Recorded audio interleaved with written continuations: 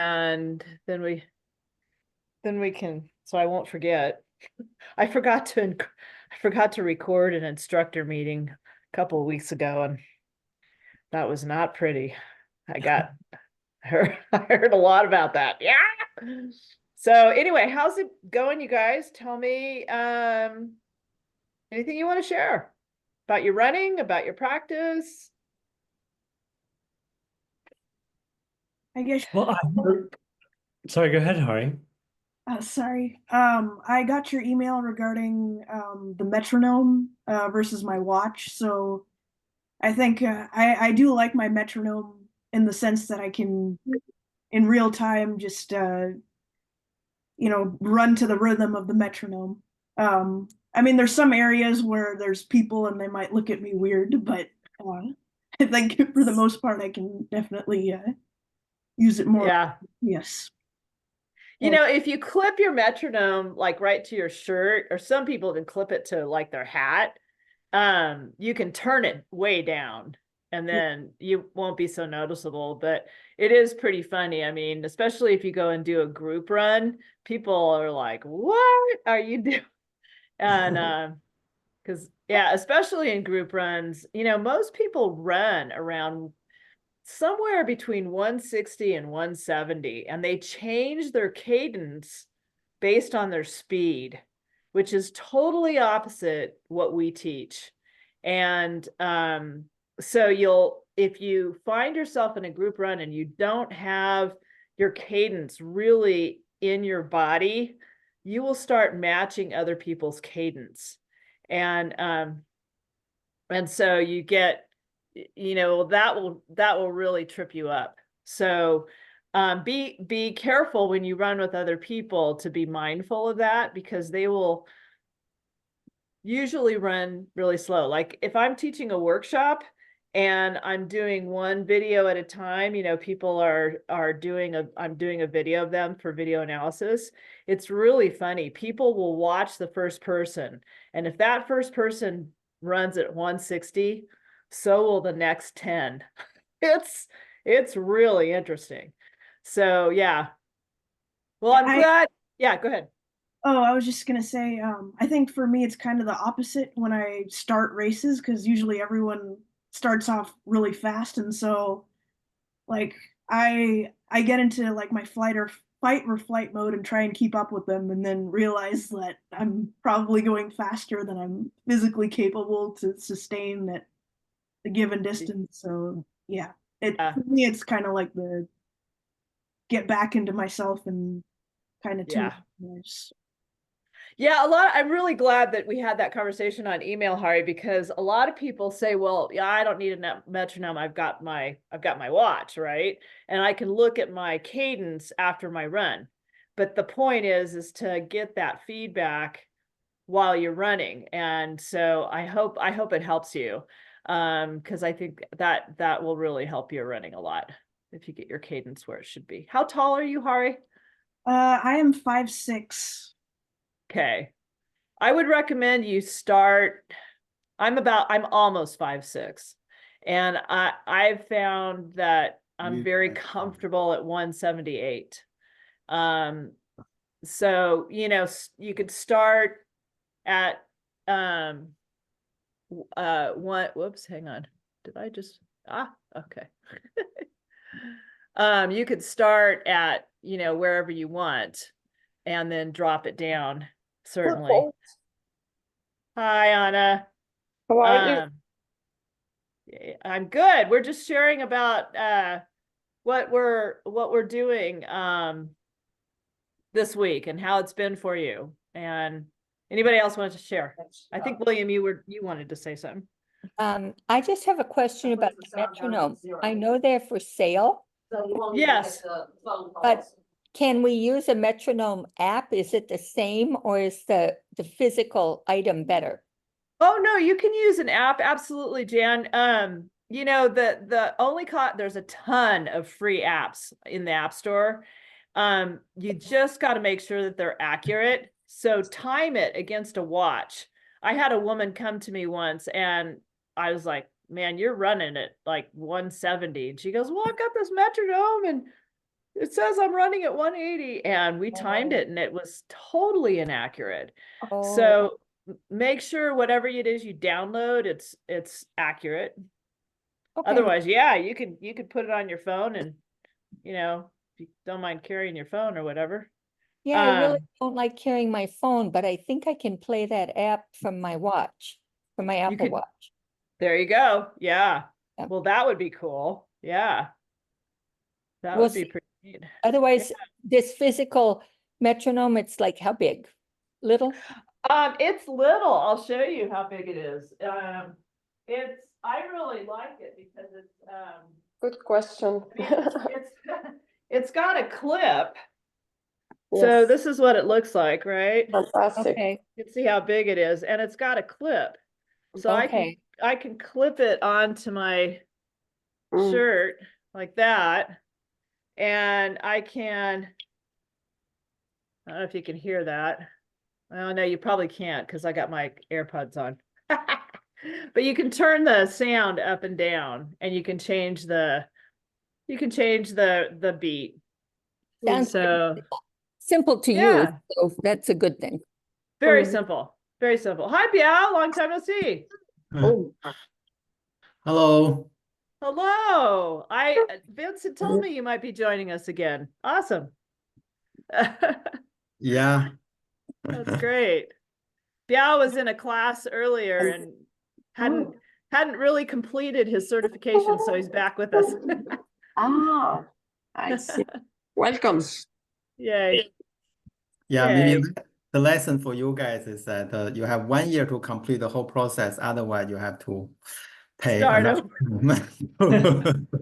Do it, huh? Yeah.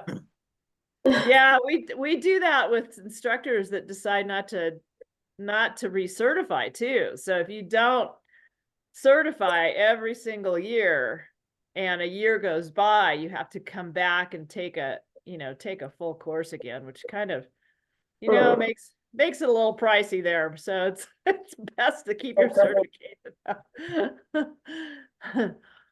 All right, Allison, hi, how are you doing? Oh, it has been a day. It's not over yet. I have my 93-year-old father and his 88-year-old wife are in Yes. Sarasota refusing to evacuate. Oh no, I'm so sorry to So hear that. I've been trying to find them a place. They had a doctor's appointment. They had a hotel reservation. The hotel evacuated. So they lost their reservation and they can't figure it out. So if I need to step off at some point, it's because I'm still dealing with the shelter system down there, trying to get them transportation and et cetera. Oh So- my goodness. Oh, I know, Allison, do whatever right? you need to do. My goodness, how It's a lot. frightening. Well, they're also unconvinced that they need to leave, and they're in zone A, mandatory evacuation. Mandatory evacuation. Oh my God. I'm so Now, and Sarasota is east of Tampa. Is that right? Kind of east and northeast? It's also right on the, Tampa's on the western side of Florida, and Sarasota is just a little south of it. Oh, okay. And Okay. and that's been the question, is like, it's gonna hit somewhere between Tampa Bay and Fort Myers, and there kind of goes Tampa, Sarasota, Fort Myers. So right now, Sarasota is the actual bullseye of a Category 5 hurricane. Oh my. Yeah. And I mean, it could swing up, it could swing down, but it's a big storm. So they said there's really, like, they're fairly confident, hopefully it'll Oh, yeah. weaken once it hits the Keys a little bit, but I can't convince them to go. So I'm trying to figure out, like, what if they don't, like, what's the, Mm. like, what Oh happens? my gosh. Okay. Well, that is pretty scary. I- It is, yeah, it is. It's when you're 93, you're like, yeah. He's like, yeah. probably not going to hit that hard. Maybe we'll lose power. I'm like, you could lose more than that here, but they're not doing it. So we'll see. I'm still working it like all good children with my siblings. It's like a full court press. Good. Well, if you need to get off, I got my phone right here. Okay, You'll all all right. know why. okay, yeah, no worries, no worries. Anybody else want to share about their week?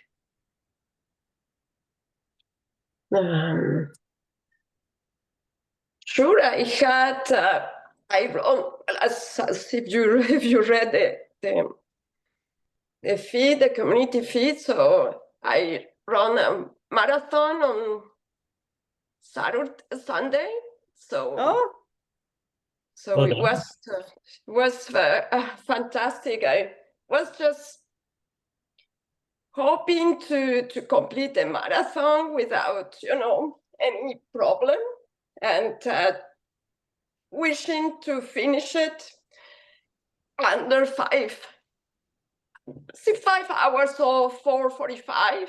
And during the whole run, I was thinking about these 4 important steps to just to make sure that my alignment was right, and that I was working with the pull of gravity and the oncoming road, the 2 forces. And I was so amazingly surprised that I was able to finish it in 4 hours, 28 minutes. I didn't stop. I run.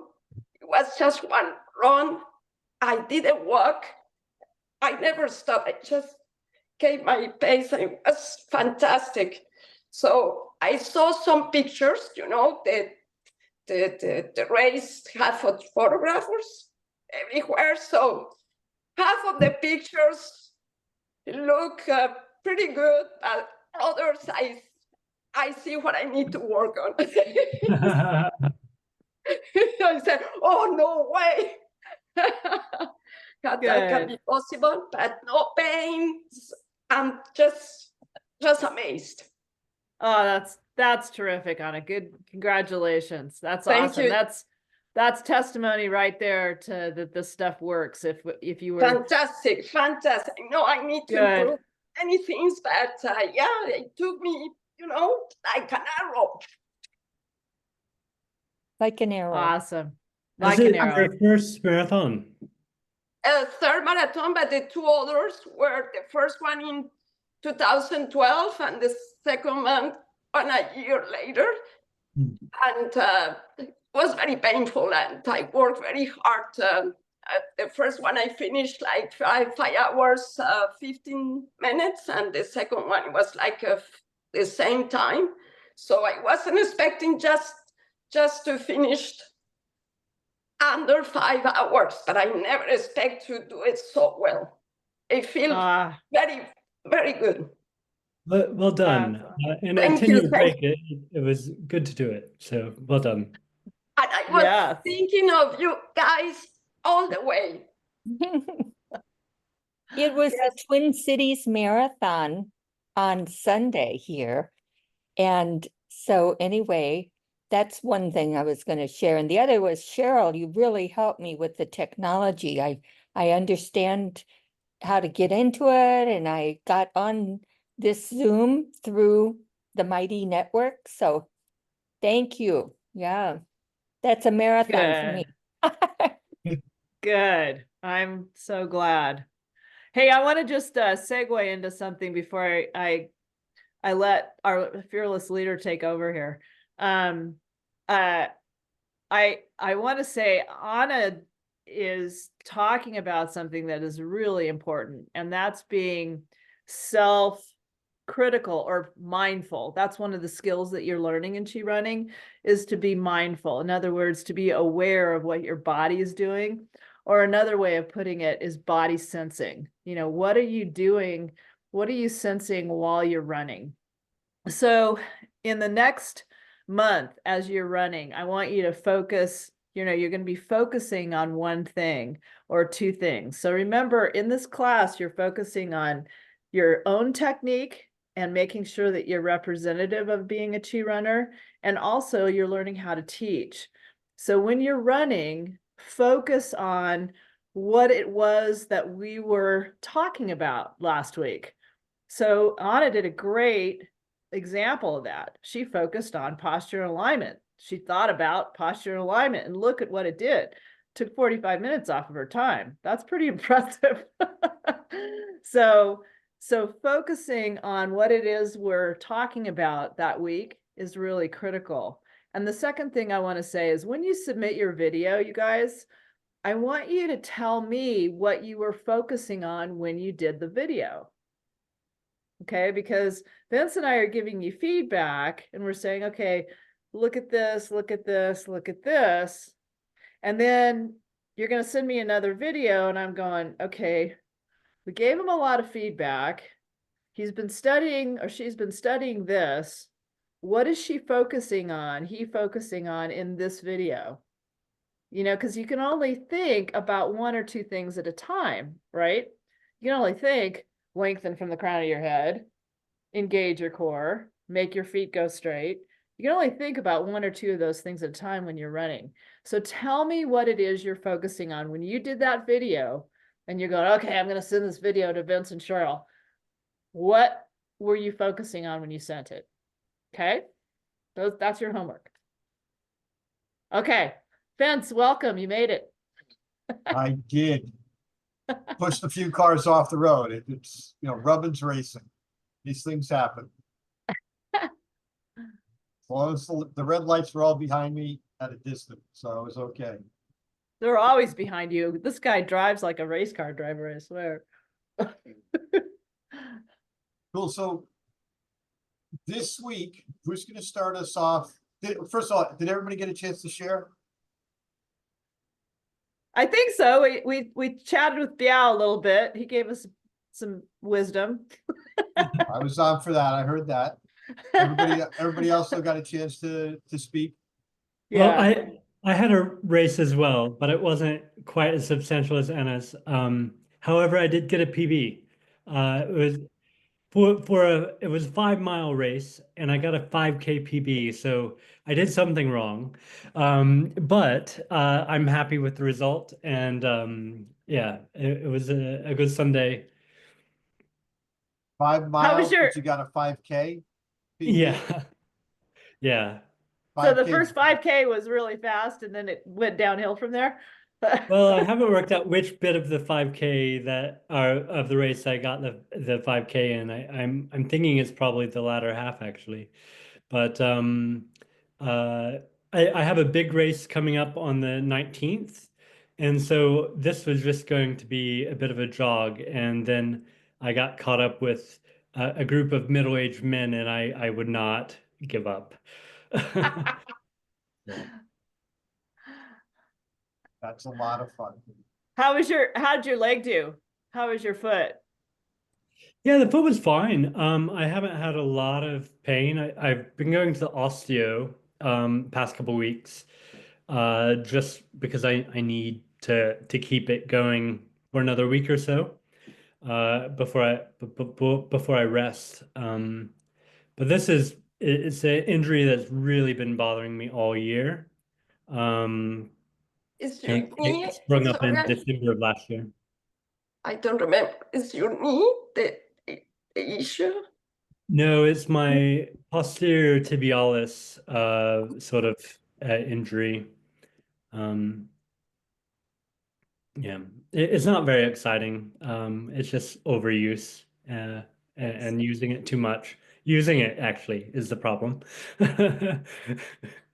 William has a bit of a pushing off issue with his legs. He's very, very strong, and typically with a very strong man or woman, but in this case, a very strong man, it's very difficult to get them to stop using their lower legs. And William is a prime example of it. So once we get him to start using gravity instead of his legs, he's going to get a lot faster and be a lot happier. I'll save money on osteo. That'll be for sure. Exactly. William, that's the Exactly. exact line I tell a portion of my clients. Save money I- on the therapy. I am less expensive than going to a physio or in the States, physical therapist. We are less expensive. Sorry, Allison. Right. Put the PTs out of business. Although I do get clients from my physical therapists in the area, and then also from the chiropractors in the area. They couldn't, so they both endorse, they know that I live here, and they both endorse. I don't go to the PT guy, but I go to the chiropractor from time to time to put me back in alignment after getting bounced around or something. But they both, from time to time, send runners my way, which is a lot of fun. So people are there to make sure everybody gets healthy, not necessarily. I have a favorite chiropractor I see and a favorite PT. You just have to find your people. It takes a while to like find a right match, but when you do, like everybody has their niche and you need everybody. Like, they've been my biggest cheerleaders and coaches through this process, mentally as well as physically. 'Cause they're longer runs I've been doing, and just the mental strain has been quite difficult. Sometimes it definitely has been the past couple weeks, and so I'm very grateful. Great. Well, would you like to start us off today? With what? Posture. All right. So we're gonna have you guys teach posture today. Who wants to go first? You've just I was finished trying the to get William to introduction. go. Oh, okay. Oh, that's what you were doing. Sorry. He was talking, so he shared, and I thought it'd be nice if he shared a little bit more about posture. Okay. Absolutely. Just pulling up the outline. So, I was looking at the lesson. There are some things we didn't go through, but I will do my best. When we were talking about postural alignment, we're thinking of two things. We're talking about how the body stacks on top of each other, going from the ankles, the knees, hips, and shoulders. And we're also talking about the directional alignment, making sure everything's pointing in the right direction to maximize efficiency. The place to start off is with the feet, just that they're parallel, pointing forward, and hip width apart. And keeping as you go up. Actually, I don't think I have enough room here to show my legs. I know I don't. But keeping them underneath the knees and pointed in the same direction as the knees as well. And you bring that up into the hips as well. On the feet, you're looking for that tripod under the first and fifth metatarsals. So the little toe and the big toe, just at that head, and then balancing on the heel bone as well. And then how far do you want me to go? That's far enough. I'm going to ask Allison to talk to us about, set up what William just started to get into. Okay, so we're very close to the very start of our lessons, whether it be our workshop, Chi running workshops, Chi walking workshops. We all start with the introduction. That basically hits on the surface of what we plan to do for the rest of the class. But now we're actually going to get into the meat and bones of it. So I know Allison just can't wait to explain why we're going to talk about this posture. How thing. important posture is. It's the most important thing in the world. Right? Preach it to the choir, lady. Let's go. Preaching to the choir. I think one of the things that's super important to think about with posture is if you think about it as a position And we are always in a position. You're in a position all day long. It can be in an aligned position or it can be in a non-aligned position. But becoming aware of when you have a relaxed and stable position allows the body to really start to move towards that increased efficiency and decreased impact that's inherent in Qi walking and running. And I think it's hard to really embrace sort of what posture is. You have to think about gravity. And there is a line that you can picture that is going to go through your center of gravity. And wherever that is, it's going to be pulling you downward. And if we are able to stack our, be in alignment to stack our pelvis and our knee from ankles to knees to pelvis to shoulders, and really important is the head, and get those all in alignment, then that center of gravity is going to come right down through the middle of the column, which will mean that you're not using all kinds of muscles to counteract that force of gravity. So it's not just standing, it's also your sitting posture, your running posture, your walking posture, how you move through the day.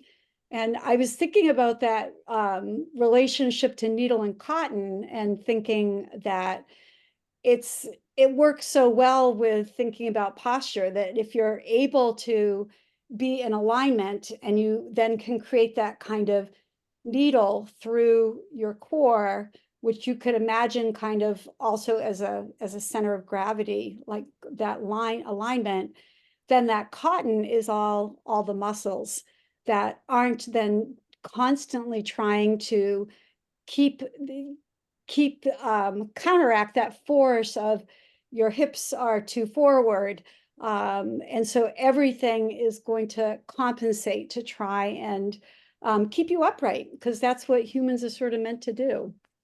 Great. Allison, thank you. That was all good. Now, one of the things that you've heard Cheryl say before is that Danny does such a good job of saying things with the fewest amount of words. And if you were to take a class with him, he'd be like saying, and I don't want to upset anybody if you're vegan, so I apologize for that, but his big thing is, you just bought this big steak and you don't want to over season the steak. You just want to give it time to marinate, time to do it on your own without over seasoning. Janice, the Qi Walking script has a beautiful introduction. Can you So tell is us just the first paragraph that you wanted to hear? Yes. Yeah. Allison, one of the things that you're gonna get dragged into, and I'm the same way because I'm a nurse and I have medical background and all that other stuff, is you have a lot more in-depth knowledge than many of your students will have. So you need to conform to the KISS principle, and that's why we want you to really stick to the script, to keep it simple and concise, because by the time you get done with posture, your students will be going, what? So you want to keep it simple. All right. You clearly understand the material very, very well, but you got to be careful. You got to be really careful, because you got to slowly introduce this stuff. And because by the time you get to lesson 4 or 5, people are just going to be going, oh my gosh, this is a lot to think about. So this Also, script, I'm sorry, Jess, before you start up on this, I just want to get into this portion of a conversation a little bit. And I had this earlier in the week with Cheryl when we were meeting for something else. But the Qi walking and Qi running, when combine the two classes, you as instructors need to understand that your student base will be very different from a Chi walker versus a Chi runner. So I've had Chi running instructors. Why do I need to teach somebody Chi walking? Why do I need to worry about this Chi walking as much as Danny does? Well, for some Chi runners or for some Chi walkers, they may show up and put themselves in the obese category. For them, In the what success- category? Obese. Obese. Oh, gotcha. Obese. Okay. Large, Yeah, yeah. very large. Morbid. Yeah, heavy. And they might not be able to walk more than from the house to the car. So to talk to them about posture, they don't know about this stuff. So when we get into things like, we're going to ask some questions, we always ask leading questions because this might be the first time this person a little bit later on in the script is going to figure out that they've got these lower abdominal muscles because they may have never used them in their life, or they've used them in their life, but they may not have ever been in touch with them. And that's where Anna did so well in body scanning on her marathon or during her marathon, which was great. But some of these people, it's going to be a success to get them to go and walk 5 minutes without a break.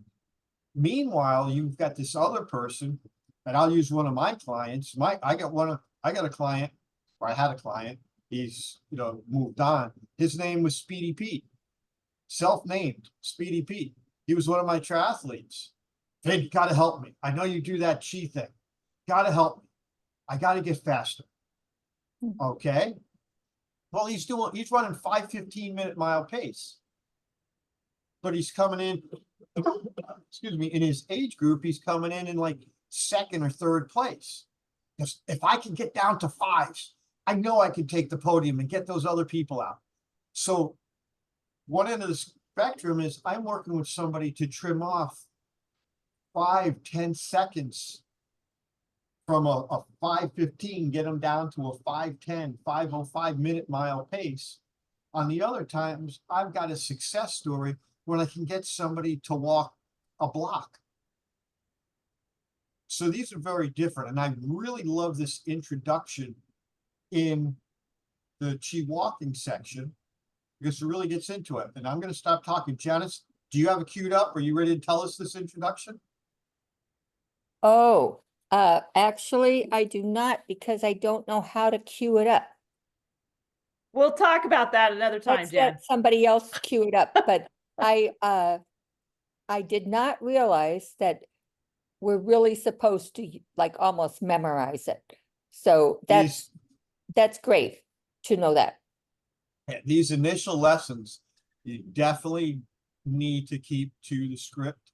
It's very important because what we're doing is we're beginning with this posture because it's the single most important factor in developing great walking technique. And Allison, you started right off there. I was like, great, she's got it. And then you added more. It's the foundation for Chi walking, also the foundation for Chi running. And it's crucial to developing strong core and a stable stride.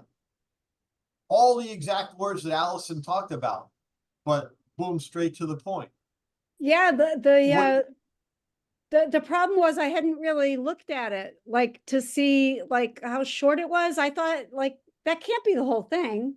Like it's posture. Yes. That's the introduction. That's the hi, how you doing? My name's Allison. I'll be your Chi walking instructor today. This is that introduction. This is why it's so important. This is when we talk about posture, there is nothing else more important in what you're doing. If I look around the room and I've got people, their eyes are already glassed over. Oh my God, I can't believe I've got to spend the day with this guy. And they're like, okay, I'll give it timeout. If there's anything that you learned from today, it's going to be this posture lesson. You think everything else doesn't fit you? I'm okay with that. Posture, though, is crucial. Mm-hmm. Cheryl will tell you, we've gone to expos and we're standing in the expo on some cement floor. And the person at the booth to the left of us and to the right of us, they're complaining, oh my God, 3 days on the cement floor. My back is killing me. I'm hurting. You know, you guys are doing all this stuff. And then you're going to run a marathon after it. That was one line I got at the Disney Marathon Expo that we did. You're going to really run a marathon after this? I said, yeah, I already did the half. I'm going to go do the full, and so I'll do them both in the same weekend. Whoa. And the guys look at me like I'm stupid. But I go like, I give them a quick alignment. Okay, I got to go back and talk to people that really want to learn this stuff. And they're like, oh, wait a minute. Wow, that feels really good. So we're setting this up. We're setting this foundation for the Chi walking and Chi running technique. The most important thing ever is your posture. It's going to set up that strong core and a stable stride.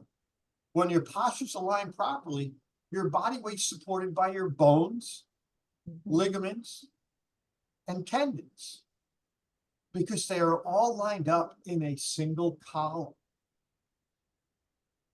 Ankle, hip, shoulder, and ear. All 4 of those points align one on top of each other.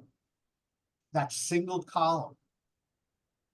This allows your torso to be supported by your pelvis, which is in turn supported by your legs.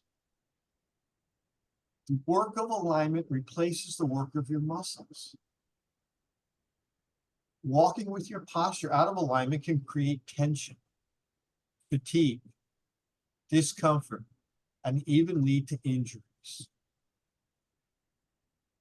Now, there's 2 types of alignment. So Hari's going to help us out with those 2 types of alignment. Okay. First type of alignment is posture alignment, which is that straight line that runs through your shoulders, hips, and ankles. And this line is called your column. And so when you're walking or running, this is the alignment structure that you have during your support stance, meaning while you're running and walking, each time you're on one leg, that's when you're supported. And so that's when the column becomes important to have in your body. The other type of alignment is directional alignment, and that simply just means to have all of your body parts moving in the direction that you're heading.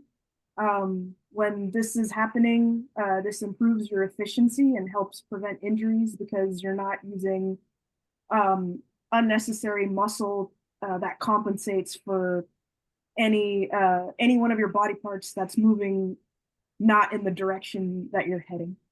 And so the first step to creating Okay, no, that's great. Excellent.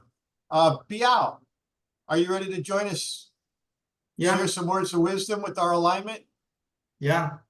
What's the first thing that you're going to tell your class to do? So to do the posture alignment, step 1 is to align your feet and the legs. So the feet, you want to have the 2 feet parallel and 1 fist apart so that they are the same distance as your shoulders. You see? Great. Might need to adjust some cameras here. They cannot see. So there are 2 feet kind of that 1 fist apart and in parallel. And So our whole class is standing up. Let's everybody stand up. Biao's teaching us posture. You can't learn your posture sitting in the chair until we do the chair exercise. I get to do that. And imagine that you have a triangle under each feet. That's between the bottom of your big toe, the bottom of your small toe, and just in front of your heel bone. That's the triangle, and on both feet. And you want your center of gravity to be in the center of this triangle, so that is evenly distributed. That's align your feet and legs. And so if you are kind of your legs is not aligned, then you can move from your knee and align your feet in a straight line with your body. Fantastic. Thank you. Anna, what's one of the things we want to do as we're aligning our lower half of our body? Now, as the Chi walking side of things, the Chi walking, Danny even breaks this down even more simpler. We've got lower body, upper body, and then middle. So we're on the lower body for the Chi walkers. There's something else we can talk about that's in there. Biao took us through aligning our feet, the tripod. He talked about that. What's next? What's one of those important portions of this lower body part? When we talk about the importance of having your feet and your legs pointing, heading the same direction that you want to take. Also, we talk about the importance of supporting your weight on the tripod of your feet that are composed by those points located in the metatarsals, the first and the fifth of your feet, and calcaneus, I don't remember, sorry, the calcaneus bone of your heel. Calcaneus, yeah. Calcaneus. Thank you. Sorry for my English. That's okay, you're doing great. So of course that is important to be very aware of this triangle, because that's, for me, is the most important element in this postural alignment, because it's the contact with the soul. And then of course your knees must be, just relaxed. You don't need to lock your knees, because that will help the support to be, more efficient. That's for me the thing to what we cover when we talk about the lower part of the alignment posture. Excellent. Okay, William, you got to help me out. Last week, did we talk about that knee scenario? I know I had a conversation with one of my students. I'm not sure if it was you or not. You're on mute at the moment. You're still on mute. William, you're on mute.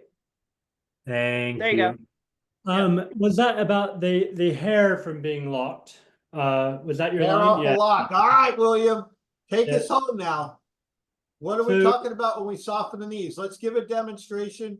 We Yes. probably won't be looking at everybody's upper torso at the moment. We'll be looking from the waist down, because this is important. Yes. The Okay. students are going to really need to know how to do this. So I'm not wearing the great trousers for this, but how Vince had me do it the other day was actually to lock and firm up the quads. Yeah. And then just once you're locked up, then just let go of those quads, that tension. So you are still very firm, but you're just not holding it with your muscles here. But you are going for a straight leg. Mhm. Good. Got That's it. So That's a great way of getting people to not stand with their legs really tight, is to tighten them up. So one of the biggest challenges you'll have as a teacher is getting people to relax. And, if they say, well, they may even ask you, well, am I relaxed? And you're like, well, it doesn't look like it. Are you? People often can't distinguish between being relaxed and being tense. So that exercise that Vince had you do, William, is great. He's actually having you tense up and then let go so you can feel the difference. So a lot of people won't know the difference. They've been standing that way for so long. Can you guys feel that right now, standing up, tensing your legs, and notice how when you contract your quads, you automatically lock your knees, right? And then relax your quads. So remember that's a good trick. That's something you could put in your toolkit if somebody comes to you and their knees are locked and they're clearly tightening their quads up. Okay. And you just ask them to exhale. It's a hair off a lock, slightly softened is what I use for terminology. Very different from having a bent knee. Everybody get the difference? So when you're out there running, go right ahead now. Everybody's standing up. All right, we got Cheryl in full view over there. Okay, so when I have my knees locked, then it's slightly softened. It does not change my height. And my quads are actually relaxing. But as soon as I bend my knees, so everybody just bend your knees, really squat down. I'm sorry, I'm going back and forth because I want to see what people look like in the pictures. But do you feel, look at Cheryl's knees being bent at the moment. You feel how, I can feel Cheryl's quads engaging from here, and we're on two ends of the country. There, woo! There you go. Work though. She's getting ready for ski season, ladies and gentlemen. I am. That's I'm doing my coming from. squats. So that in that position, Anna's working it over there too. So in that position, her quads are engaged. Yes. She's actually probably working calf muscles a little bit, depending on how far down she actually squats. But the thing is, as a runner, we want to be nice and tall, nice and long. That column we're talking about, ankle, hip, shoulder, and ear, nice and long. And our knees, we never want to run with locked knees. We always want to have our knees slightly softened, a hair off a lock. Well, that's great. Who do we, let's see here. Janice, you were ever able to take us through the upper body, lifting through the crown of your head? Yes, I can. All right. Perfect. And I know it says Janice. I should change it. Jan is what I go by. And Okay, yeah, I've got you, Jan, on my sheet, but okay, I was I'll looking figure up. out how to change it. All right, so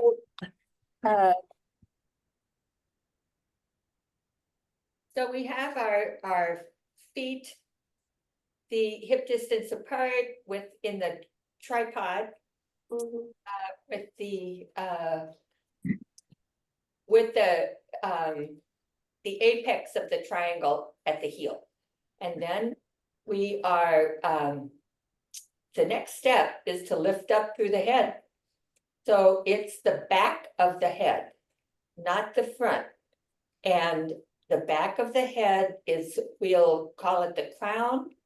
And you can put your hand a half an inch ahead, above, and then just rise up.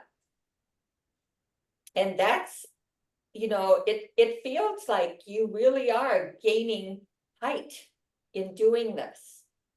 As we're doing that, it naturally will engage the core, as long as we've got that column of the feet, knees, hips, and the ears.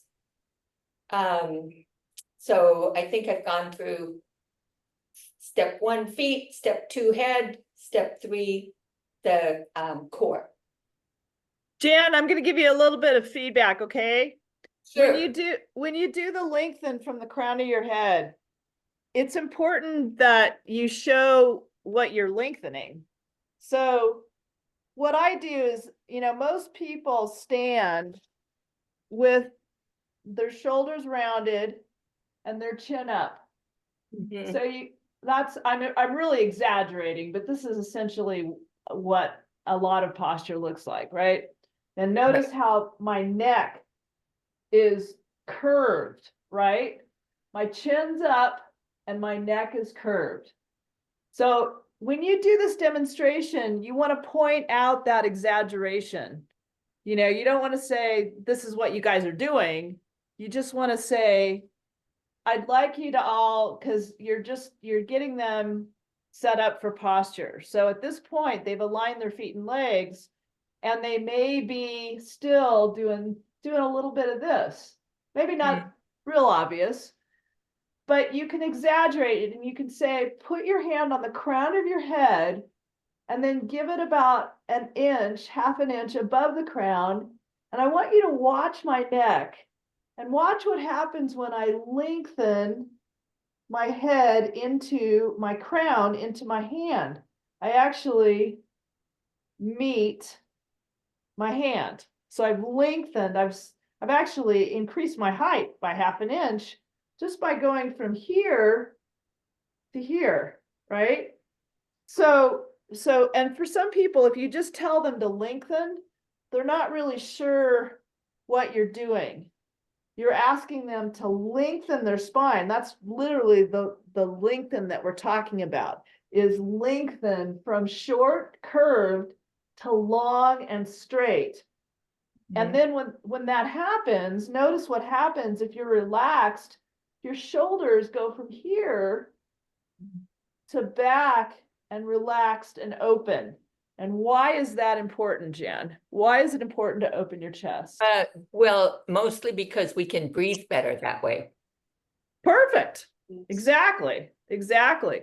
And, as you guys, some of you are body workers, that you're not asking people to do this. You're not asking people to lift their chest.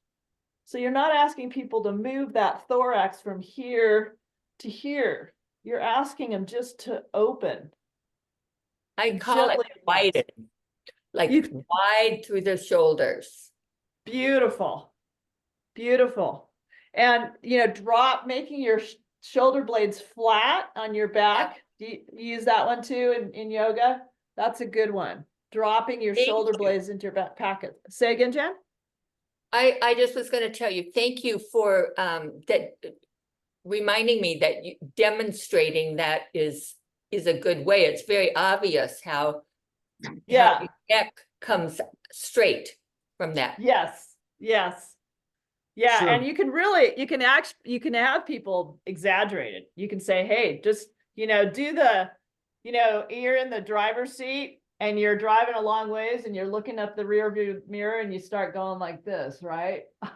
Mm-hmm.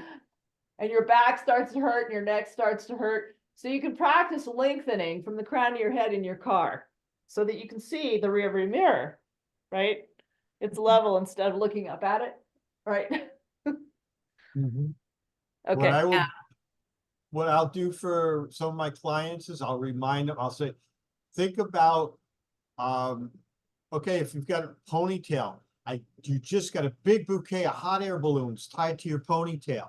And that big bouquet of hot air balloons is lifting you up.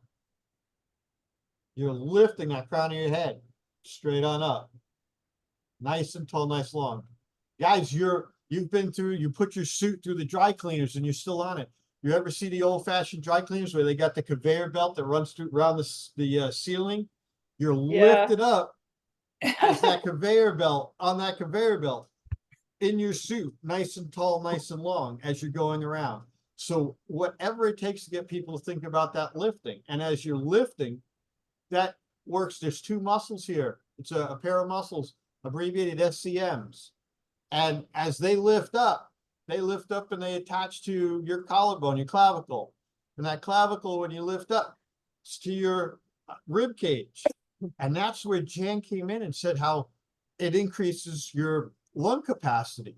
And that lung capacity, you've got a runner that's just hunched over, even just a little bit, or as Cheryl says, the shoulders are rolled in, they can lose up to 30% of their lung capacity. Because they're not lengthened through the crown of their head. They're nice, not tall and long. Yep. And this lengthening, what does, let me see here, who's, Anna. Yes. Now that I've lengthened, what's that lengthening going to help me do? Just, sorry, can you repeat this? You mean just So I'm lengthening through the crown of my head. I'm lifting at the crown of my head. I'm lengthening up. As I'm lengthening up, I've got this lifting up of my rib cage. I'm breathing better. But also you are engaging your lower abs that will support, that will be the main group of muscles that will support your upper postural alignment when you are falling down. See, when you are running, when you're using the pull of gravity. So is this part that will help you, just to keep that alignment. So it's very nice that just by pulling up the crown of your head, yes, immediately you feel this soft tension, because it doesn't have to be like a crush. It's simply that you are getting a solid position, a solid stand on your body to really take advantage of this pull of gravity without using your alignment. Great. Okay, I got a question, open question to the group. Yes. What does engaging your core do? Anybody? Extra bonus points. Stabilizes your body. What else? I'm looking for something very specific. It connects the upper and the lower body. Next, upper and lower. Woohoo! Yeah, you remember that one. Yes. Good one. Okay, Biao jumped in there with some extra points. You get that from the last class. That's extremely important. So by engaging your core, you're connecting your lower and upper body. Okay, very, very important. Now I'm going to ask Cheryl to help demonstrate. Or Cheryl, what? Are you No, back I'm just with looking this? to say, yeah. This is your favorite part, Cheryl. So I'm going to call on Cheryl to explain this next portion of our lesson. Yay. All right. I want to make one comment though, before I forget. You guys, when you talk about the tripod under your foot, be very concise about what you're asking them to do. You want to balance the weight over those 3 points. Okay, don't add anything else to it. You're balancing the weight of your body over those 3 points.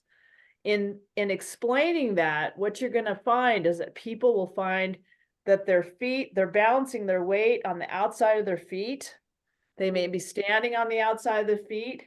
They may be putting all their weight on their toes, on the ball of their foot, and there's hardly any weight on their heels. And why is it important for people to notice that? If you're putting all your weight on the balls of your feet, what's happening to your lower leg? That's a question. Anybody? Working. You're working. What are you Yeah. working? Well, I feel it in my calves if I'm on my heels. Bingo. Well, if you're on your toes, you're working if you're on your toes, you're working your calves. If you're on your heels, yeah, I guess you could be working your calves there too. Bottom line is, if you're not balanced over that tripod, you're not holding your body weight up efficiently. Remember, everything that we're teaching is about efficiency and injury prevention. So why would we want to teach balancing your weight over that tripod? Right. To make sure you're not using your lower legs more than you need to, right? Okay, so if you have your weight not balanced, something is going to get overworked. And usually the injury happens above the imbalance, let's say. So you're going to experience lower leg issues. Okay, that said, any questions about that? Did I kill that point? Did I kill that horse? Okay. So everybody, I want you to find a chair. Go ahead and find a chair and follow along with me. This is indeed my favorite part of the posture lesson.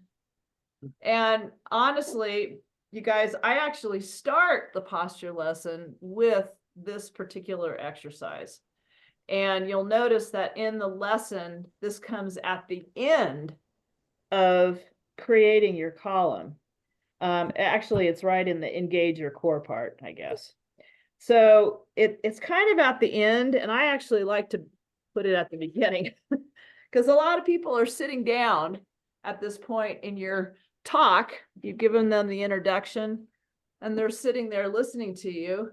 And so I often start my posture lesson with them sitting. So as you're sitting in your chair, notice that my back is not up against the chair and that my thighs are about halfway along the chair. Okay. And I just want you to slump down in your chair like your couch potato. Okay. Just totally loosey-goosey, right? Now, without using your hands, just sit up in your chair in your best posture. Yep. Okay, good. And now slump back down in your chair. So you're totally relaxed. Now this time I want you to sit up in your chair and I want you to notice what muscles are you using to sit up in your chair? What muscles are they? Go ahead and answer. Or point to them. Lower abs. What muscles are you using? Lower abs. Your lower abs, is that what you said, Anna? Anna? Yes. Yes. Okay. Lower abs. Yes, your lower abs. Okay, so if you put your hands on your lower abs and just go ahead and relax and slump back down in your chair. Now I want you to slowly sit up in your chair and feel those lower labs contract as they pull you up. Beautiful. Okay, that's your core engaging. That's what we call your core engagement. Notice as you're sitting up in your chair that it's not that big of a deal. I mean, you're sitting there and it's not hard, right? You could probably sit here for, even if you're not used to sitting here, you could probably sit here for 5 minutes. It wouldn't be difficult. It'd feel good, actually. It's not, you notice too, that as you sit up in your chair, you naturally aren't sitting forward. You know, that's not aligned.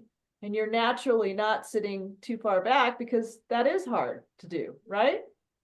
You're naturally sitting up straight so that you're stacked. Your skeleton is stacked over your hips. Notice that there's a straight line from the shoulder, your point of your shoulder, down to your hip.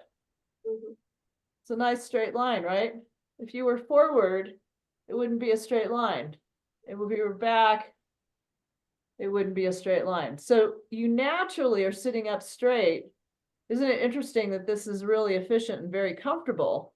But most people don't sit this way. You know, we have a tendency to want to, do this because we don't have to engage, right? So sitting up in your chair again, right? This time I want you to notice also that my back might have a slight arch to it, but I'm not arched. You see the difference, you guys? Some people actually will sit this way. If you sit this way, you're not engaging your core. Can you see the difference? Can you do that difference? As you sit up in your chair, you notice how your core is engaged and you can let go of your core and relax and actually arch. So you're sticking your belly out and you're arching your back. Can you guys feel that distinction? Yes, no? Yes, Cricket. yes. Okay, if you don't understand, you guys, please ask me. Okay, all right. So go ahead and slump back down in your chair. And this time, I want you to put your hand up on the crown of your head and imagine that there's a string attached to the sky, right? Big string. And imagine that that string is pulling your head up as you sit up in your chair. Cool. Notice what happens. Notice that your shoulders open up and you're relaxed. Notice that your chin is level and your core is engaged.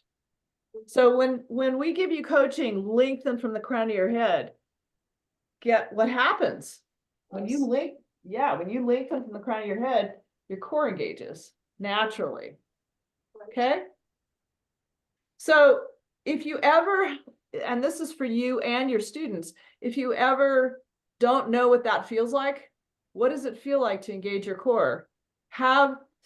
Sit down and go, okay, no core, sit up in your chair oh, there's my core. It's a non-feeling, except when you're going from nothing, no core, to sitting up in your chair. Okay, and if you do that really slow a couple times, you'll feel the core engage. So your core, you guys, is not, especially for you body people, it's not an anatomical point, right? It's a group of muscles. It's a group of muscles. Okay, it's not the abdominals. It's a group of muscles that encompass a whole bunch of muscles. So your core is your gluteus muscle, that whole group around your rear end, the max, the minimus, and the medius. It's your abdominals, your obliques, your externals, your psoas, all of it. That's what we talk about when we talk about engagement. So once, yeah, go ahead, Jen. Yeah, because this is the question I have. Like, I can feel it totally as I lift and it is engaged. Do I keep it engaged? Because when I'm lengthening long, I don't necessarily feel it as engaged. Like when I'm doing my walking, is it like my mind should focus on engaging my core? That's an excellent question. And that is why I want you to feel the difference between not being engaged and being engaged. Because yes, the answer is yes, you are engaged all the time. Okay. And so once you get to here, you guys, you're sitting up in your chair, I will ask my students, go ahead and stand up without pushing off and keep sitting up in your chair, which is the same as saying, stay engaged. So sit up in your chair and stand up. Now, once you stand up and you're still engaged, if you're engaged properly, you won't be sitting, you won't be here, right? Okay, if you were sitting here with your back super arched, you see how my back's arched and there's no engagement? A lot of people sit this way because they don't want to engage their core. If you sit this way and then stand up, what does that translate to? Translates to that. Locked knees, arched back. And believe me, a lot of people stand that way. Okay, so that's why 80% of the adult population will have back issues by the time they're 50, because most people stand like that. So, yeah, go ahead. When you're setting up, are your feet also hip width apart? Are you actually doing a proper workout with your feet narrower? You can be engaged whether your feet are wide or not. No, I was just wondering in that exercise what you're trying, because I didn't see your feet. Because obviously yes. I want to go really wide for that base when I'm getting up, but yes, you could, but you should be able to be a fist width apart, okay. And stand up and be balanced. I mean, remember, you don't have to stand that way all the time with a foot width apart, but it's good practice, because if you're running, your feet are going to be this far apart when you run. Yeah. And to add to that, you're not going to be landing on your feet at the same time. It's one at a time. So your balance, practicing we're not supposed to hop. Right. So if you're practicing your posture, with your feet only a hip width apart, that's going to improve your balance too, for sure. And you're going to feel if you're weighted on that tripod properly. Gosh, my feet are this close together and I'm standing on the outsides of my feet. Well, if you're standing on the outsides of your feet all the time, what's going to happen when you run? You're going to be running on the outsides of your feet. I have a clarifying question. Yeah. So when I learned this sitting up from the chair, I actually noticed there's 3 states. One is kind of slouching state, and then when I start to move, I feel really strong pull. And then this is a new thing I learned that when I sit and then I have this maintenance state. So we Very want to good. maintenance state, right? Not this kind of dynamic state, because dynamic state, there's more effort. And there's movement, there's contraction of the muscles as they pull you up. I totally get it, Biao. That's really a great description. And that will help your students feel the difference between, am I engaged or not? You know, because when you're chi walking, or if you're out on a run and you decide, okay, I'm going to focus on my posture. You know, you're not going to go find a chair and sit down and see if you're engaged, right? So the best thing to do, although you could do that, you know, the best thing to do is to lengthen from the crown of your head, because you practiced in a chair, sitting up in your chair and lengthening to feel that engagement.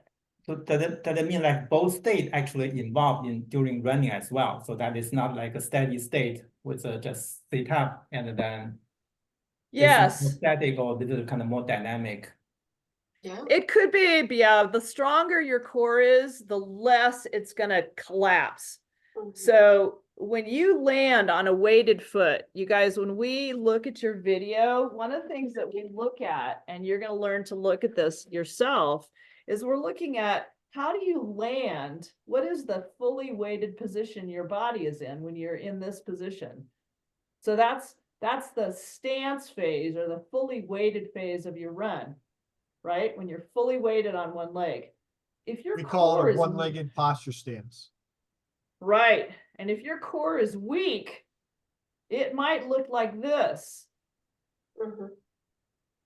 Okay, or if you're not falling forward, and when you're falling forward holding your core, you might land, and like you said, Biao, it might be a dynamic thing. We don't want to see this in a So video. so if you have enough strength, then this is the dynamic nature is optional. Then you can just keep the hip kind of straight in a way, right? Correct. However, it's not necessarily about strength as it is, although it is about strength, the faster you go, as it is about falling forward in good alignment. Alignment, but you still need the core strength to maintain the integrity, right? Because our upper body, Yes. lower body are Yes. not kind of that. Yes. It's not a link by skeleton. Yes. So If you're, second, yeah. yeah, go ahead. Second ahead. clarifying question. To me, there's a lifting from the crown of my head and the sitting from my chair. This is two separate things. Because if I lifting from the crown of my head, it really maximize my length. I actually have interior pelvis. That's the longest for me. That if I really want to maximize my length, then I have to intentionally tuck in to No. my No. pelvis. No, No. you don't. Yeah, no. Mm-mm. Okay, so let me try saying the same words in a different terminology and said a little slightly different. So when we're doing that sit up in our chair, or actually, let me back it up. Again, because we have Chi walking students that were also interested. Some of these people don't know what this lower abdominal regional muscles are all about. So right now, everybody could stand up, put their hands in their lower abdominal region, and cough. Force a cough. You feel this engagement going on here? Everybody feel that engagement? Right? You guys all have that, right? Right. Yeah. I haven't. Yes, everybody has that? No, anybody need help with that? Okay, I I think haven't heard everybody's any got it, yeah. no's, so I'm gonna Yeah. go for it. Okay, now, here I am in the chair. Actually, Uh-oh, he's stripping down. Woo! Didn't know we'd get that this early on. okay, so a lighter color, I'm hoping that you can see a I don't little think bit he more. heard that. That's all right. I didn't hear it. What was that? It's It's okay. just about your striptease. We were joking about it. Oh, okay, great. I hope everybody enjoyed it. Sorry if I offended anybody. All right, so here I am when I'm slouched in the chair. Put your hands again in that same lower abdominal region. Go ahead and cough. You feel how there's that engagement? Now, lengthen through the crown of your head as you sit yourself upright. Do you feel it's the same group of muscles that's engaged? Mhm. Now, the next step is to stand up. So as I stand up, we've got the three-step process, right? Lower portion of our body. Our feet are parallel, hip width apart, fist distance apart, heading in the forward direction. Upper body, chest, shoulders, head, and neck as we lengthen through the crown of our head, all pointed in the same forward direction. That's our directional alignment. Step number 3, we engage the lower abdominal region. Well, it's a slight engagement. As you lengthen through the crown of your head, Yes. you get this lifting, which engages in the lower abdominal region. From here, drop your focus down to the feet. Can you feel a sense of being balanced over that tripod we talked about? Body weight evenly distributed, front and back, left and right. That looks Now the good, next- Hari. That looks good, Hari. Anna, So- relax your shoulders. So, Now, the next step, give me 1 second, let me just finish, follow through. So Sure. here's, now my lower half of my body, I'm going to put all the weight on one leg. As my heel comes, my ankle lifts up behind me. I can't see you, Vance. Oh, wait. Yeah, I can. Who is that? Hi. Oh, I can't see Jan. Okay, sorry. Sorry, go Okay. on. So I'm nice and tall, nice and long. My knees aren't locked. That would be locked. I'm a hair off a lock. And I'm lengthened. This engagement allows my whole body to be ankle, hip, shoulder, and ear, one on top of each other. Now, Bial, what you're talking about, when we talk about this core strength, having this engagement, that slight engagement connecting upper and lower body is going to play a major role as we begin to move faster. Now, this is for Chi runners. The Chi walker portion, we won't get to be this fast. But as a Chi runner, we're going to move our body center of mass. That's our Danchen. We'll be talking about this later on. And what that will do is allow the upper body to fall forward. All of a sudden, we are now leading with our upper body. Here's our feet. Back here, we're maintaining this column. This falling is all from the ankles. Now, if my core strength or my core wasn't engaged, I might be just a simple flop. I might flop over. Cheryl showed us that skier type position where, you turn into, so from here, nice and tall, nice and long, as I fall, actually, you guys can all see that here. Let me engage myself. That's from my ankles. I fell from my ankles. My entire column moved in a forward direction from my ankles. Now, if my core was weak, you might see something like this. Right. Yes. And I collapsed down. I wouldn't be nice and tall, nice and long. Mhm. That's where it's an engagement of the lower abdominal region. It's not a full contraction. So we found this out. Danny found this out way back. When he Hold that first wrote thought, Bo. the second edition book, he put in there, we're going to talk about the C shape. The C shape is there, except for when he talked about the C shape, all of a sudden we had students going, look at me, I got a C shape. And they were so engaged. The next question was, after they got out of the C shape, the emails came in, how do you breathe when you're in that C shape? Because they were contracting not just the lower abdominal region, which is belly button to the pubic bone, but they were contracting their entire abdominal region. And that wasn't allowing for the lungs to expand and contract. So there's no more C shape. We don't teach C shape anymore. Is it there? Yes. Just so that you guys know the tools in the toolbox, the lower half, your pubic bone, as you engage the lower abdominals, which is just a slight like zipping up, the pubic bone comes and rises up just slightly. As you lengthen through the crown of your head, your chin comes down. So instead of looking at the tops of the trees when you run, if you were to hold your hand, your arm straight out in front and just look down your fingertips, that's your line of sight. Look at this.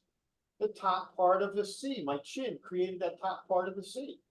So I got the top part of the C, the lower part of the C is my lower abdominal region, or excuse me, my pubic bone lifting up. And now I've got a big C.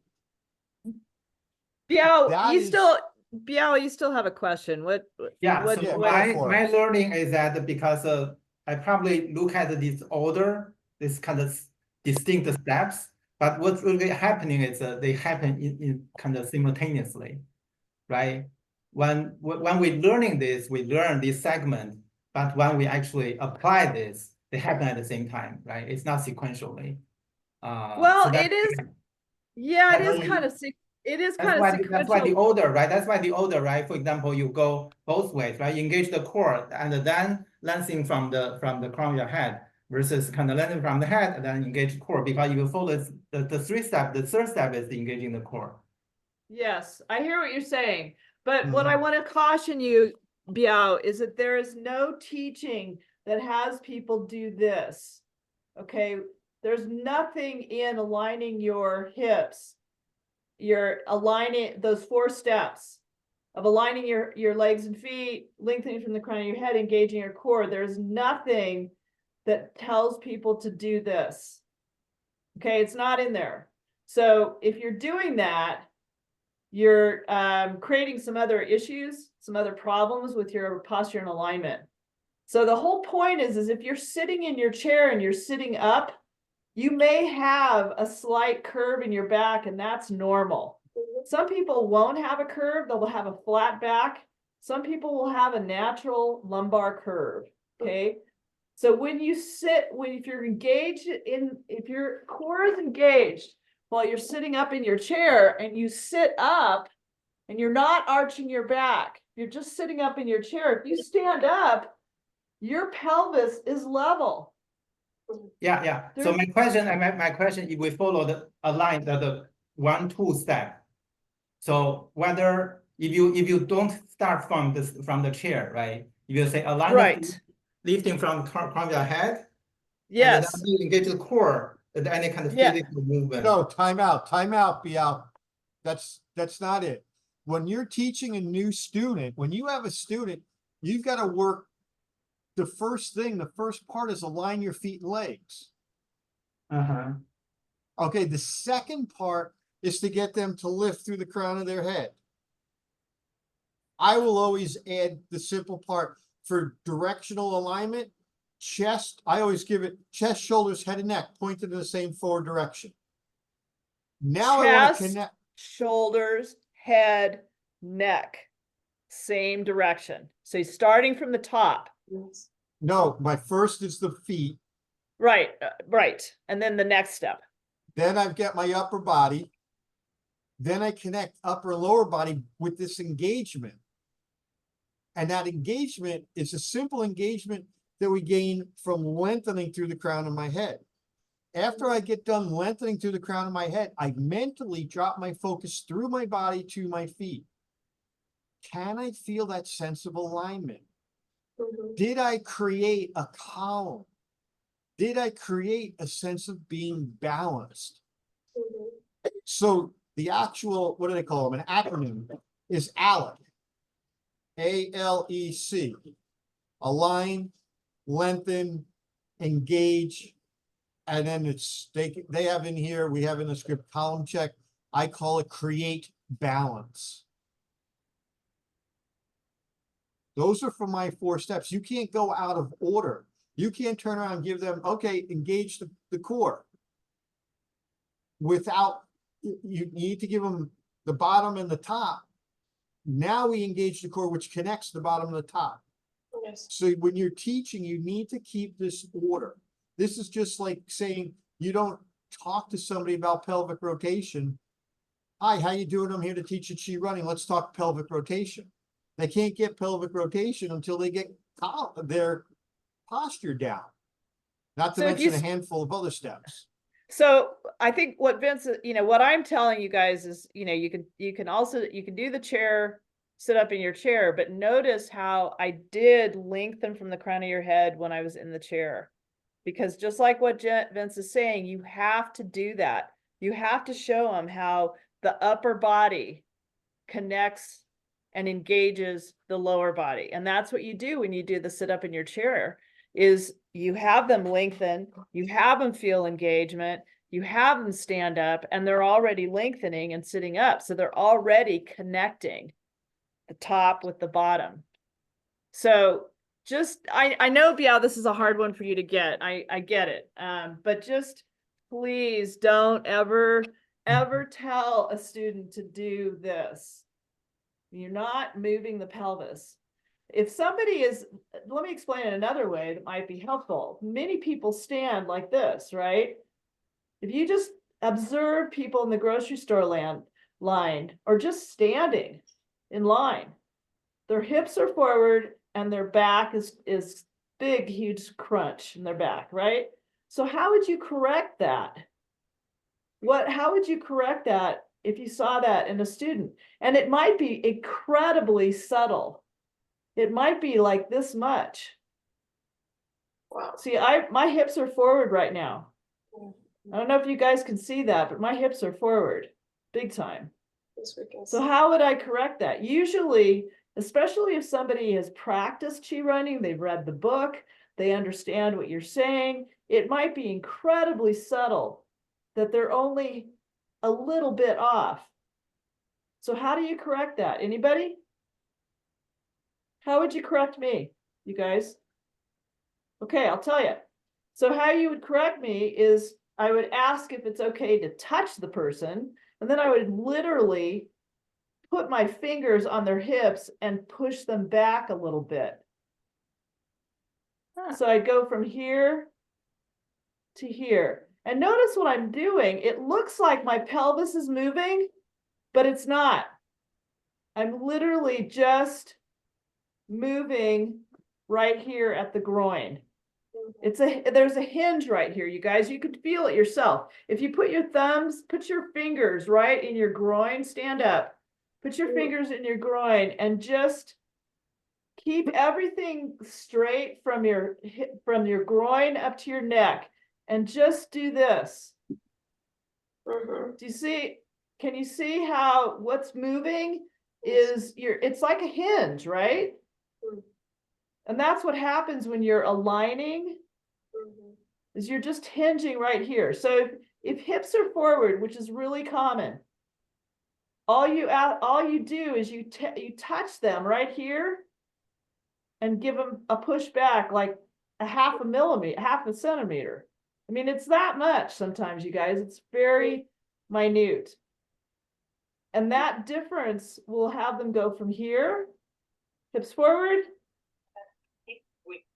to aligned. Okay, but there's none of this. This isn't happening at all.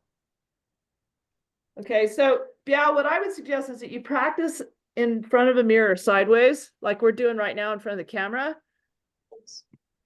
And just notice, because remember, you guys, the fourth step is to connect the dots, right? Is there a straight line from my shoulder to the greater trochanter, that big bump on your hip, to your ankle? Is there a straight line? So if you're standing looking at the side of the mirror, see if you can see that line. And remember, the other key was seeing if your arm is parallel to the side of your body, right? And your hands are probably out in front of you, like 45 degrees off your thighs. Okay, if your hips are forward, look at where my hands are and look at where my arm is. My arm is behind my back. Okay. So it's really important, again, Vince's acronym, ALEC, is incredibly important. Body, lower body, connected. Okay, and you can feel that by the sit up in your chair exercise. That's a great one. Okay, any questions, you guys? I think we hammered that one to death. Oh, what's good? Oh, we got 3 minutes. Any questions? What was the last part of the acronym, the last word? Connect. It's a C. And what I like to call it is create a sense of balance, create balance. Or could connect be the a column, dots. A column check. Connect the dots. Yep. All of those. But remember, as you're doing that, your mind is traveling through your body down to the ground to feel if you are balanced over that tripod. And if you're balanced over that tripod, what you've done is created a sense of balance.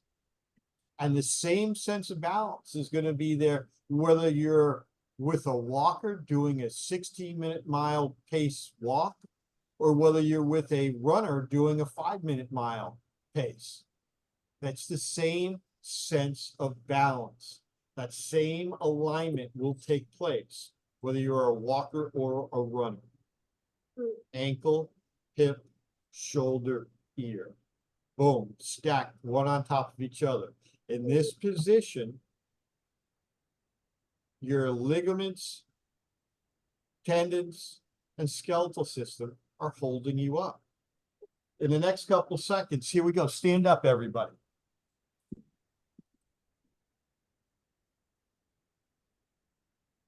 Everybody, I want you to stand up. I'd like you to put your feet parallel, hip width apart. Use your fist right between your feet. Great. Upper body. And like your chest, shoulders, head and neck to be pointed in a forward direction, and then lengthen through the crown of your head. You can put your hand just a ½ inch above your head and try to get the crown of your head up there. You can grab onto the base of your skull if you'd like and pull up. As we lengthen, it's lengthen the neck. You want to make sure that that's as straight as it possibly is. In doing this, feel how you get this little lifting in the lower abdominal region. Now drop your focus down to your feet. How do you feel over your feet? Do you have that sense of balance? Yes. Can you feel yourself, your body weight evenly distributed between the front and back of your feet, the left and right of your feet? Now what I'd like everybody to do, do I get everybody saying that they feel a sense of balance? I want you to bend over at the waist a little bit. And as you're bending over at the waist, Yes. go at it and bend your knees. So here you go. Look, I got bent knees.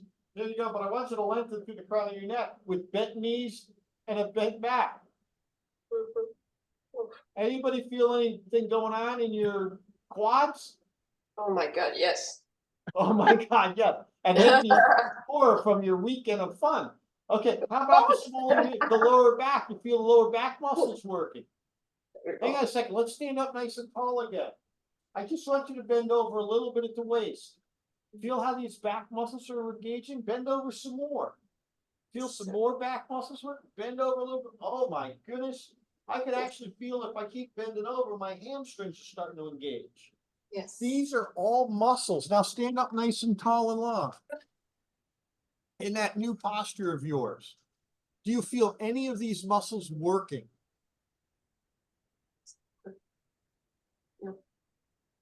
Yo, Vince, I gotta go. Yes. I'm supposed to be 30 miles away, like in 30 minutes. Oh my It's like, God. Go, Mario, go. Oh, it's only 60 miles an hour. You can do that. right. Piece of cake. So don't forget to turn off the recording, right? And It I'll happens. see you. I know, right? We will. I'll see you Thanks, guys next everyone. week. Check the Thank you. community, you guys. I'm gonna post something in the community, so check your Okay, feed. cool. All right. Triceps. Bye. Bye-bye, show. Does that help Bye. you? I'd already been a mile down the road. I Say know. goodbye and go. Okay, Uh, bye-bye. Does that help everybody? Do you guys get a chance to feel this? Can you feel this? Any questions about this posture? I don't It have is- questions. I just want to tell you, everybody you help, will help them when they get to be 80, because I see it every day of people who have practiced being in that bent position and not being able to straighten eventually. Oh, I agree. You're 100% correct. Hari, yes.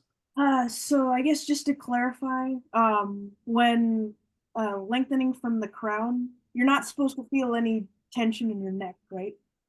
Well, actually, some people do. Okay. It's not that they feel tension, they feel this lengthening going on. Okay, so these muscles, right Working. there, here we go. Back of my head, they're connected. And they go down, guess what they go down to? My shoulders. So at one part, I'm lengthening, which is I'm stretching the muscle to get it nice and tall, nice and long, so that my neck is straight. And guess what the other end of my technique is doing? Okay, I want you to relax your shoulders. Let your shoulders drop down. Remember, well, we haven't gotten to arm. Oh, actually, we did a private arm swing thing at the end of last week's class. Shoulders are down, elbows are down, hands are up. But here I am in that posture, shoulders are dropping, the other end of that muscle is stretching. So you may have clients that, oh, this feels a little different. Well, it certainly does, because we're a society. Here we go. Right. How am I looking? Yes. I'm looking into my phone. Sorry, Now I'm I into have my. to go. Bye, See you later, everybody. Jan. Bye. Thank you. Yep. Now I'm into my computer screen. Here's my. There I go. Right. 8 hours of this every day. Mm. Let me go run. Yeah. Wait a minute. I'm a cheat runner. I forgot. Let me shake all that stuff off. Get nice and tall, nice and long. As soon as I do that, muscles begin. So you're changing your client's anatomy. It's the same thing when we talk about standing up nice and tall and long, that engagement of lower abdominal region, Mhm. that curvature of your spine, when you engage, the curvature lessens slightly. You'll get students, it's not uncommon. Boy, my back is hurting, my lower back is hurting. And I stop them and I ask, is the lower back hurting? Or is it aching, like getting a little tired because for the first time you're asking it to do something different? You know, you're asking your body to align. It hasn't been aligned since being a little kid. And when I talk about little kid, I'm talking about the year-old, 2-year-old version of us. As adults, we just don't do that. I used to do a whole little scenario. It's like, okay, you know, the kid, here I am. How come we're back to learning about posture? How come we're back? Because as a little kid, we were in the sandbox, right? We were aligned, we were going like this, oh, something shiny. My feet couldn't keep up with the forward fall, and all of a sudden, boom, I went over because I lost attention. Something shiny over here caught my attention, and I fell. Right, so then it was like, I can't keep falling. Look at the older kids in the sandbox. Oh, wait a minute, they're going like this. Then it was like, oh, let me go home. Now I do that. I'm not doing this to offend anybody, but I try to entertain people when I'm teaching. Right, I go home. Here's Dad. Oh, Dad. Don't worry, I've got a mom one coming up. So here's that. That's reaching with his legs, upper body's back here. Mm. But you don't even see me in the screen. My feet are all the way out there. Then here's Mom. Younger brother or sister on the hip. Oh, that's what's happening. So I have to throw my feet out in front and my upper body goes back and I won't fall down to the ground. Mm. Then they get old enough and they go to school. Guess what? No. You can't go out and play yet. You have to do homework. Wait a minute. You're out of school. Congratulations. You get to support a family. What do you mean? Oh, I mean, like you got to go to work. Okay. I'll go run. Mm. life sits into our bodies and we have to change it. We have to go back to running like a kid. That's what Chi running is. It's running like kids. Nice and tall, nice and long. Ooh, we haven't been like that. This is different. My muscles feel totally different. Your students will feel this. You just have to be aware that it happens. So, real important is that you guys have to remember that you're going to teach from within your body. Where the way you're learning Chi running now, if you took a workshop, you're out for a 5K, a 5-miler, a marathon, anything in between, you're out walking, and that walking turned into a Chi walk, which is a slow meditative walk. Different from just going out and saying, I got to walk from the house to the car or from desk A to desk B. Now I'm mindful. As this is changing, how is your body feeling? You guys have some tremendous stories that you're going to tell your students. These stories make it personable. Mhm. Now, I've been doing this for a while, and one of the things that I had to learn from the beginning, and we encourage everybody to know the script, memorize that script in the beginning, get these words down without adding all this extra stuff. I went out one day, and Danny was doing a talk, and he was doing a talk with Terry Loughlin. Now, if anybody knows who Terry is, Terry created Total Immersion Swimming. He's passed away since then, but Danny and Terry used to call themselves brothers from another mother because one was teaching alignment and relaxation on land, and the other was teaching it in the water for swimming. Oh, wow. Same exact Wow. thing. And they used to teach and do talks together at for triathlon groups. Well, the second night, Danny gets a phone call. He can't make it. Finn, you gotta do the talk. I'm like, what? So I tried to talk as if I was Danny. It was the worst talk of my life. Hmm. And one of my friends that was sitting in the seats there goes, Finn, why'd you say all that stuff? Why don't you talk the way you? And then I talked from within my body, reminding myself, I'm a triathlete. How did I do this? I'm a Chi runner. And then I kept the script, the order of the script, and everything came out and flowed. Mhm. Terry even said something, wow, that was much better than the first time. You really stepped on your tongue the first round. I know the material. I taught from within my body. You're going to teach from within your body. So all of these lessons aren't for not. These are lessons that are now in your toolbox. You know, when you talk about, I did this 5-mile run, and my God, I PR'd on my 5K. What did I do? Okay, yes, I got a little aggressive, but boy, I aligned. Geez, my first marathon with this Chi running stuff. And it was like, I did faster than my first 2 marathons a decade plus earlier. And I feel better. Yes. Everybody's going to have these stories. Geez, when I first started out, I did this, I did that. And then I got a lesson. And this is what I learned from my lesson. And then I started carrying that lesson with me throughout my day. And this helped me to get even better. Does that make sense? Any questions? I don't need to go that much over, but you guys get me on the road. You can tell I'm a little passionate about Chi Run. That's Chi cool. Walk. Yeah, that's cool. It's Anything you nice guys to can feel do? your passion. I hope it comes out.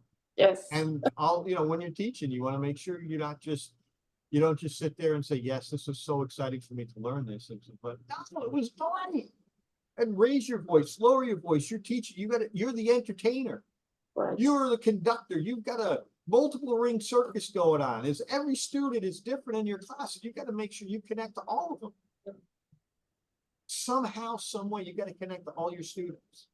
If you can't, there may be students you won't connect with, but you're going to turn around and say, wait, you said you're what, a triathlete? Well, heck, this instructor, and this instructor are all triathletes. Why don't you go talk to them? You might relate a little bit better with them. Sure. Oh, wait a minute, you're a walker. Well, hang on a second. We got people that teach chi walking specific. Maybe you're gonna go relate to them. Wait a minute. There's one person, her name is Lisa. You guys will eventually meet her. She was never a runner and got encouraged to go for a run. Now she's running ultras and stuff like that. She makes her living out of teaching and professing that she's a back of the packer, women only.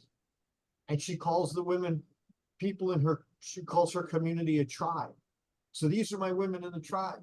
I went out to Arizona a couple of years ago to run with her group. In fact, Cheryl and myself did. We went out and they threw me out in the desert. I'm a kid from New York. They threw me out in the desert. Let's go for a run. I came back after doing a ultra.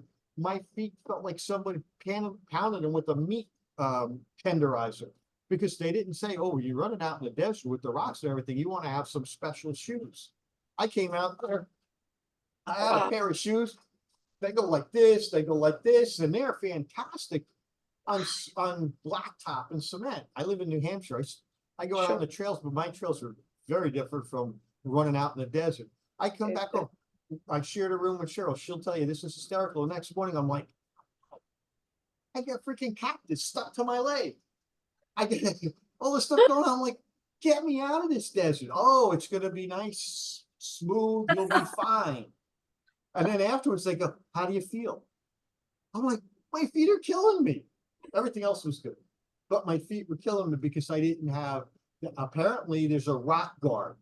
So if anybody goes out in the desert and they're not used to it, you put a rock guard in the bottom of your shoe. You've heard of this? I never heard of a rock guard in my life, but I can guarantee you the next time I'm in the desert, I'm having a rock guard. And then there's other things that they do with their shoes. Not little, this is a built up shoe. I don't know if you guys can see. That's as big a base of my shoe as I have when I go run my ultras. And I'm talking 100 milers. I did 100 milers in shoes with this little. Wow. And my feet were, no, it's nothing. It was just she running technique. First gear. You'll teach from within your bodies, within your experience. Learn the script, know the script, get out there and do that. Stick to the incremental lessons. Posture's number one. How do I get the posture? I get the posture by aligning, lengthening, engaging. And then I do that column check. I create a sense of balance. All that stuff's done. You lift one leg up and you've got a one-legged posture stance. Guess what chi running is? A series of one-legged posture stances. Done. Guys, thanks. Have a great week. Thank you. Feel free to ask questions. Bring your posture with you on your runs and bring Alec out there with you. Aligning, lengthening, engaging, creating that sense of balance. Yeah, it was great to see you again. Welcome back. Let's get you certified this time. Stick with the whole program. We got to get this thing hammered out. Good night. Thank you. Good night. Bye, guys. See you next week. Good night.